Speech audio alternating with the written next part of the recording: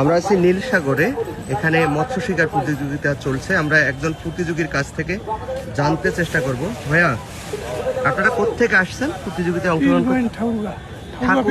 ঠাকুরগাঁও পীরগঞ্জ থেকে। আপনারা এখানে অংশগ্রহণ করার জন্য 30,000 টাকা দিয়ে টোকেন সংগ্রহ করছেন, আর ওই টোকেনে আপনারা 4টা ছিপ ফেলছেন।